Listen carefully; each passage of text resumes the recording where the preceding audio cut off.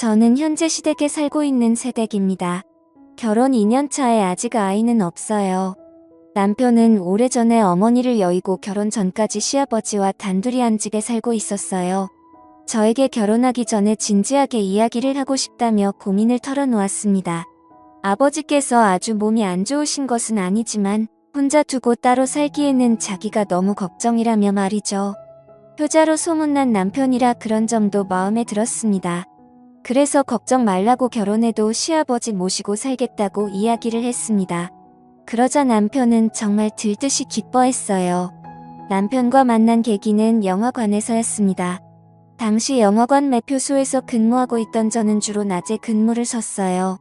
평일 낮에는 영화를 보러 오는 손님도 별로 없고 한가로워서 시간이 무척 느리게 흘러가곤 했습니다. 자주 오는 손님들의 얼굴은 금세 외울 정도였어요. 그날도 제 눈에 띈 남자가 한 명 있더라고요. 멀쩡하게 생겼는데 맨날 대낮에 혼자 영화를 보러 오길래 저는 백수인가 보다라고 생각했었습니다. 일주일에 두세 번은 영화를 보러 오는 남자가 신기해서 자꾸만 보게 되었고 어느새 저는 그 남자가 오는 날을 손꼽아 기다리곤 했어요. 남자는 영화를 무척 좋아하는지 장르를 가리지 않고 모두 보는 것 같았어요. 멜로 코믹 액션 휴머니즘 공포까지 대체 안 보는 영화가 있는 걸까 싶었습니다. 그러던 어느 날 남자가 똑같은 영화를 두 번째로 예매하더라고요. 순간 저도 모르게 이 영화 보셨던 거예요? 라고 말을 해버리고 말았습니다. 그러자 남자는 무척 당황해하더군요. 아, 네. 마음에 들어서 두 번 보려는 거예요. 그런데 요즘 영화관에서는 그런 것도 알려주시나 봐요. 저는 얼굴이 새빨개진 채 얼버무렸지만 너무나도 수상하게 바라보는 남자의 표정에 사실대로 이야기를 했습니다. 예전부터 자꾸 눈이 가서 기억하고 있었다면 말이죠. 그러자 남자는 환하게 웃으며 오히려 기억해줘서 고맙다고 이야기를 했습니다. 그렇게 우리의 인연은 시작되었어요. 알고 보니 남편은 회사를 오후에 출근해서 새벽에 퇴근하기 때문에 친구들을 만날 기회가 적어서 혼자 영화를 보는 게 취미로 더해졌다고 하더군요. 그래서 매번 낮에 영화를 봤는데 그게 이렇게 저와의 인연을 만들어주게 될 줄은 꿈에도 몰랐다고 했어요. 저 역시 나 근무가 편해서 지원을 했던 건데 남편을 만나게 될 줄 알았을까요? 우리는 하늘이 점 찍어준 연인이라며 서로 기뻐했습니다. 그렇게 알콩달콩 사랑을 치워나가게 되었어요. 솔직히 사귀면서 아무런 우여곡절이 없었다는 거짓말이지. 남편의 오후 근무는 처음 만나게 해준 소중한 계기였지만 막상 사귀게 되니 참 불편한 점이 많았어요. 함께 무언가를 할 수 있는 시간이 애매하더군요. 근사한 레스토랑에서 저녁을 먹고 싶어도 그럴 수 없었습니다. 그렇다고 남편의 시간에 맞춰서 아침에 밥집을 가자니 문을 연 곳이 있을 리만루였어요. 데이트다운 데이트는 즐기지도 못해서 저는 점점 스트레스가 쌓였어요. 그런 저를 보더니 남편은 어느 날 차라리 이렇게 다툴 거면 헤어지자고 하더군요. 하지만 저는 그러고 싶지 않았습니다. 데이트를 자주 못해서 그렇지 남편이 싫은 건 아니니까요. 무엇보다 저와 남편은 궁합이 아주 잘 맞았습니다. 남편 전에 남자를 몇 번 만나봤지만 지금 남편만큼 저에게 만족감을 주는 남자는 없었어요. 솔직히 그게 가장 큰 역할을 했어요. 부끄럽지만 저는 돈을 많이 벌어다주는 남자보다 궁합이 잘 맞는 남자가 좋았으니까요. 돈은 저도 같이 벌면 되는 거고 있다가도 없는 거고 없다가도 있는 것이지만 남녀 관계는 그렇지 않잖아요. 그렇기 때문에 남편의 바지를 잡고서라도 절대 헤어지지 않을 거라고 말했습니다. 때문인지 남편은 그 뒤로 헤어지자는 이야기를 꺼내지 않았어요. 차라리 이렇게 매번 힘들게 데이트를 할 바에는 아예 결혼을 하자고 결심을 했습니다. 어차피 우리 둘 다 결혼 정년기에 다다른 나이였기에 그렇게 무리한 이야기는 아니었어요. 그렇게 우린 결혼을 약속한 후 각자의 집에 인사를 드리기로 했습니다. 우리 집에서는 남편을 무척이나 좋아했습니다. 솔직히 처음에는 시큰둥한 반응이었어요. 남편의 외모가 그리 뛰어난 편은 아니었거든요.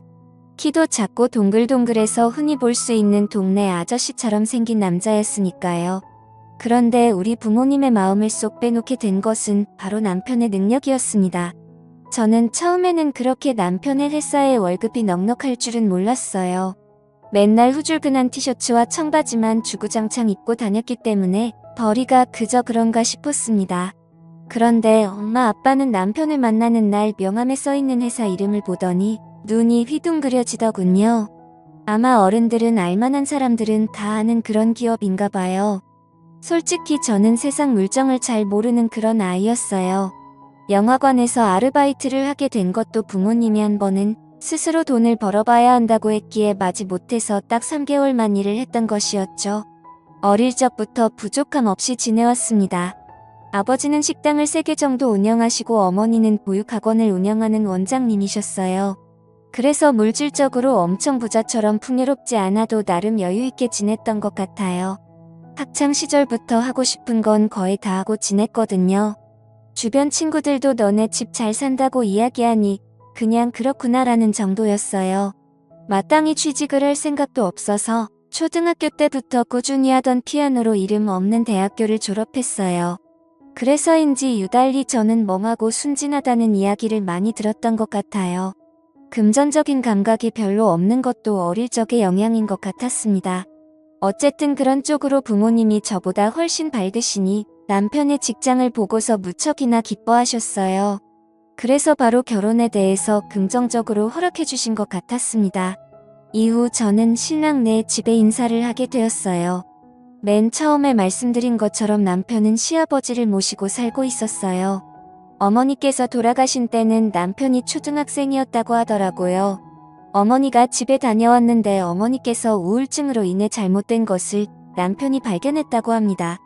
전 그 말을 듣자마자 저는 남편을 와락 안아주었어요. 어릴 적 얼마나 놀라고 상처를 받았을까 싶더라고요. 왜 어머니께서 그런 선택을 하셨는지 조심스럽게 물어봤는데 남편은 자세히 모르겠다고 하더군요. 어머니께서 식탁 뒤에 편지를 남겼는데 워낙 경황이 없어서 자신을 읽지도 못했었고 나중에 아버지가 이거 보시고 바로 찢어버렸다고 하더군요. 남편이 커서도 몇 번이고 여쭤봤지만 너는 알 필요 없다는 식으로 항상 대답을 회피하셨다고 합니다. 대신 저도 대체 무슨 일이었을까 궁금했지만 남편의 불행한 과거인데 너무 알려고 하면 상처일까봐 아무 말도 하지 않았습니다. 시아버지를 처음 뵙게 되었을 때 저는 깜짝 놀라고 말았어요. 솔직히 우리 남편은 키도 작고 통통해서 정말 평범하게 생겼거든요. 그런데 시아버지는 키도 180으로 엄청 크시고 체력도 좋으시더라고. 어깨도 떡 벌어지시고 뼈대도 굵으신데 몸에 군살이 탄탄한 체형이라 환갑이 가까운 나이인데도 어쩜 저렇게 몸 관리를 잘하셨나 자꾸만 쳐다보게 되었어요. 게다가 얼굴도 완전 핸섬하셔서 미중년이라는 말이 어울렸어요. 그저 흰 셔츠에 청바지만 대충 입고 다니는 남편과 달리 깔끔한 정장에 구두를 신고 멋진 중절모까지 걸치신 모습에 저는 넋을 잃고 쳐다보았습니다. 그런 제 모습에 남편은 멋쩍어 하더군요.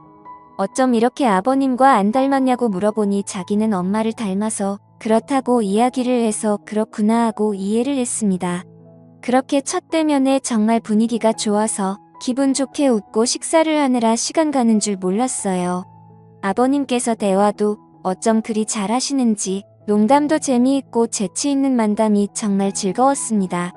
그래서 남편에게 저는 솔직히 셋이 사는 거 걱정되었는데 이런 시아버지라면 전혀 문제없을 것 같다고 이야기했어요. 제 머릿속에는 고리타분하고 재미없는 노인네와 살면 어떡하지 하면서 걱정의 상상을 펼쳤는데 실제로 아버님을 만나고 나니 그런 고민 싹 사라졌답니다. 이렇게 재미있고 세련된 멋진 시아버지와 살게 된다면 딱히 힘든 점도 없을 것 같았어요. 게다가 아버님은 옛날 사람처럼 꽉 막힌 분이 아니어서 집안일을 많이 하신다고 하니 더욱 걱정은 덜어낼 수 있었어요. 그렇게 셋의 동거가 시작되었습니다. 셋이서 살게 되었을 때 처음에는 조금 어색하고 낯설었지만 점차 지내다 보니 익숙해지더라고요. 옷차림도 어떻게 해야 하나 걱정되어서 긴팔 긴 바지를 입거나 바닥까지 오는 롱스커트를 입었는데 남편도 시아버지도 편한 옷차림으로 지내서 저도 조금씩 편하게 입게 되었습니다. 신랑이 하루는 너무 짧은 것 아니냐고 하는데 남편도 시아버지도 반바지 입으면서 왜 나는 안 되냐고 물으니 별말을 못하겠는지 그냥 말더군요. 그렇게 옷차림도 어느 정도 정리가 되었고 집안일도 각자 배분하게 되었습니다. 저는 주로 요리와 설거지를 담당했고 남편은 청소와 분리수거를 도왔어요. 시아버지께서는 자신의 방은 자신이 치우신다며 본인의 방 청소를 맡아서 하셨습니다. 모든 게 아무 문제 없이 착착 흘러와서 신기했어요. 남들은 시댁과 함께 살게 되면 시집살이를 한다면서 너무 힘들어 하는데 난 정작 혼자 살 때보다 더 편하다고 느껴졌거든요. 이렇게 착한 남편과 시아버지를 만나는 것도 하나의 복이구나 느꼈습니다. 그런데 모든 일이 순탄하게 흘러갔다면 이렇게 사연을 보내지도 않았겠죠. 결혼한 지 1년이 조금 넘었을 무렵 문제가 생겼어요. 바로 남편의 해외 발령이었어요. 남편이 다니고 있던 회사는 미국에 본사가 있고 우리나라는 한국 지사였거든요. 한국 지사에서 일을 하고 있는 남편은 성과를 인정받아서 미국 본사에 발령받아 출근하게 되었습니다. 남들이 들으면 정말 잘된 일이고 축하해야 할 만한 일이잖아요. 저도 처음엔 진심으로 축하를 해주었어요. 그런데 남편이 저에게 이상하다는 듯 자신과 같이 미국에 갈 건데 왜 아무런 준비를 하지 않냐고 하더군요. 그 말에 제가 더 당황했어요. 저는 여기에 부모님도 다 계시고 친구들도 있는데 굳이 남편의 일터에 따라가고 싶지 않았거든요. 미국이란 나라도 물론 가보면 좋겠죠. 그런데 단지 여행으로 가고 싶을 뿐 가서 살고 싶진 않았어요. 엄마 아빠도 없고 친구들도 없는 나라에서 오직 남편이 퇴근하기만을 기다리며 지내기 싫었어요. 상상만 해도 우울증이 올 것 같아서 절대 싫다고 저는 고집을 부렸습니다. 그러자 남편은 한숨을 쉬며 알겠다고 하더군요. 대신 아버지를 잘 모시고 지내달라고 했어요. 아무래도 미국에 3년 정도는 있어야 할 것 같다며 그 사이 종종 휴가 내고 한국에 오겠지만 그렇게 자주 오지는 못할 것 같다고 했어요. 1년에 2번 정도는 꼭 오기로 약속한 뒤 남편은 미국으로 향했습니다. 처음에 시아버지와 단둘이 집에 있다는 사실이 조금 어색하긴 했어요. 대화를 나눠도 항상 남편이 가운데 있었는데 이젠 둘만 이야기를 나누려 하니 자꾸 말이 헛돌더군요. 그런데 저와 마찬가지로 시아버지도 많이 불편하셨는지 어느 날 저를 앉혀놓고 술을 먹자고 하시더군요. 한 번도 단둘이 술잔을 기울인 적이 없어서 이렇게 우리 둘이 남처럼 어색한 것이라며 소주 한잔 하면서 서로 쏙 터놓고 이야기한 뒤 내일부터 편하게 아빠와 딸처럼 지내자고 하셨어요. 저도 시아버지 말에 동의를 하고 술을 마셨습니다. 이날에는 둘 다 별일이 없었어요. 정말 일반적인 시아버지와 며느리처럼 안주에 소주를 나눠 마신 뒤 이런저런 이야기를 하다가 잠에 들었으니까요. 다음 날부터 서로 편하게 대하자고 약속한 것처럼 시아버지는 정말 저를 편하게 대해주셨습니다. 저도 그런 시아버지의 배려가 싫지 않았어요. 문제는 바로 이 뒤부터였습니다. 부엌에서 식사 준비를 하고 있는데 시아버지께서 쓱 다가오시더니 간을 보자고 하셨어요. 대수롭지 않게 한 숟갈 들이니 맛보시고 아주 맛이 좋다며 우리 며느리 참 기특해라고 의견을 여쭤주셨습니다. 칭찬에 익숙해서 별다른 의식을 하지 못했는데 이게 바로 시작이었어요. 그 뒤로 시아버지께서는 칭찬을 할 때마다 미묘하게 스킨십을 하셨습니다. 처음에는 어깨 그 다음에 팔 허리 순으로 점점 나아갔어요. 저도 그땐 무슨 생각인지 별다른 의심을 하지 못했죠. 마치 미지근한 물에 익숙해진 개구리가 점점 물이 끓어도 뜨거운 줄 모르고 냄비 안에 있다가 익어 죽는 것처럼 그렇게 서서히 시아버지의 손길에 익숙해져 갔습니다. 워낙 자상하시고 다정한 분이라 그런 표현을 하시는 것이 날 딸처럼 여긴다고 하셨으니까 그렇나며 스스로를 세뇌하고 길들여져 갔어요. 가끔은 살짝 이상한 기분이었지만 어디 가시나 며느리를 예쁘게 보는 표현이라고 생각하면서 넘겼습니다. 지금 와서 생각해보면 저 역시 그런 손길이 싫지 않았나 봐요. 아무래도 남편이 멀리 떨어져 있고 점점 외로워져 그런 건지 모르겠지만 나도 모르게 시아버지의 스킨십이 익숙해지고 당연하게 느껴졌습니다. 그러던 어느 날 아버님께서 운동을 하고 왔는데 근육이 많이 뭉친 것 같다며 저에게 안마를 해달라고 하셨어요. 안마는 한 번도 해본 적이 없어서 잘 모르겠다고 했는데 그냥 어깨 쪽을 주무르기만 하면 된다고 하셨어요. 서투르게나마 이리저리 어깨 쪽을 주물렀는데 너무 시원하다고 하시면서 앞으로도 운동하고 오면 조금씩 해달라고 부탁을 하셨어요. 그렇게 시작된 안마는 며칠에 한 번씩 요구하시게 되었습니다. 처음엔 어깨였고요. 나중엔 허리 쪽을 해달라고 하시더라고요. 허리 디스크가 조금 안 좋은 것 같다며 골반에 가까운 쪽을 주물러 달라고 하셨다가 어떤 날은 하체 운동을 많이 해서인지 허벅지에 근육이 뭉쳤다며 안쪽을 마사지해달라고 하셨어요. 혹시나 아프실까봐 살살 마사지를 하는데 저 순간 제 눈을 의심했습니다. 시아버지가 너무도 건강에 반응을 보이시는 거예요. 제가 화들짝 놀라며 일어나면 시아버지께서 민망해 하실까봐 저는 최대한 못 본 척하면서 마사지를 끝냈습니다. 그런데 밤에 잠을 자는데 자꾸만 낮에 본 시아버지의 광경이 떠오르는 것이에요. 그런 제 마음을 들켰는지 갑자기 제 방으로 시아버지께서 들어오셨어요. 잠이 오지 않는다면 술 한잔 할 수 있냐고 하시더군요. 저는 시간이 늦었지만 일어나서 아버님과 마실 술상을 차리기 시작했어요. 둘이 같이 살게 된 날 술을 마신 이후로 종종 술잔을 기울였기에 별로 색다른 일은 아니었어요. 술을 한 병 정도 마신 뒤 아버님은 저에게 나지막히 말을 거셨죠. 낮에 자신의 민망한 모습을 보았냐고 물어보셨어요.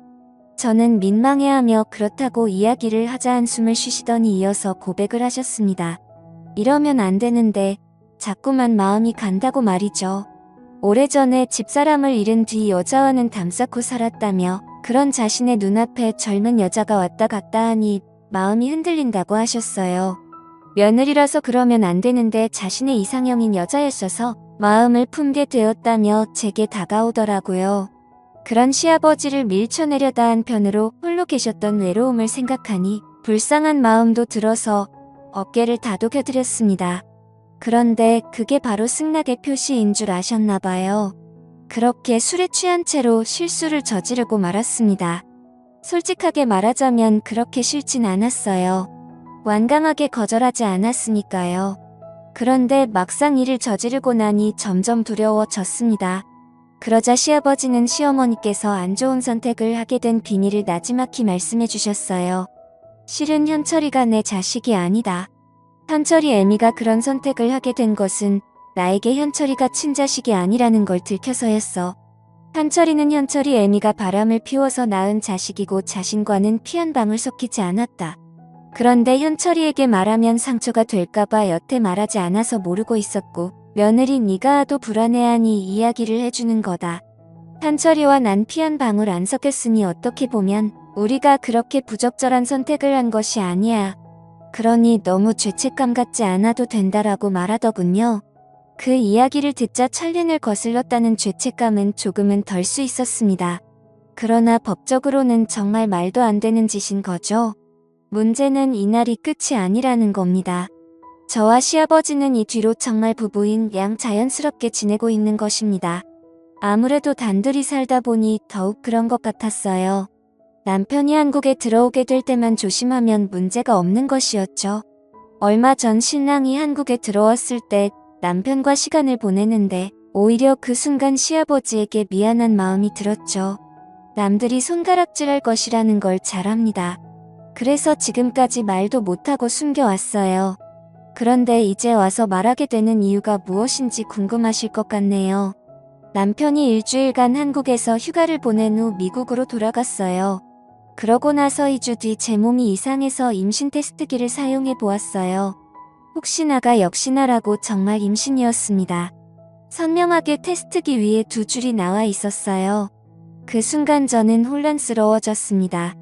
제 뱃속에 있는 아이가 누구의 아이인지 모르겠다는 것입니다. 남편의 아이인지 시아버지의 아이인지 날짜를 정확히 모르니 잘 모르겠어요.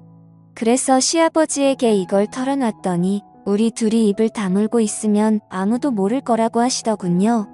어차피 태어나기 전까지 유전자 검사도 하지 못하고 남편에게도 들키지 않으면 이대로 지내도 된다고 말이죠. 뱃속에 있는 애가 자신의 아들인지 손주인지는 아무런 상관이 없다고 말씀하시는데 저는 잘 모르겠어요. 내가 정말 아버님의 아이면 저는 어떻게 해야 할까요? 무엇보다 남편에게 모든 걸 사실대로 이야기해야 할까요? 착한 남편에게 상처를 주고 싶지 않습니다. 그렇다고 남편에게 아무런 이유도 없이 시아버지와 따로 살자고 인연을 끊자고 해도 듣지 않을 것 같아요. 대체 뭐가 문제냐고 우리만 입 다물고 살면 된다고 고민하지 말라며 시아버지는 저를 위로해주지만 저는 너무 혼란스럽네요. 현명한 조언 부탁드리겠습니다. 감사합니다.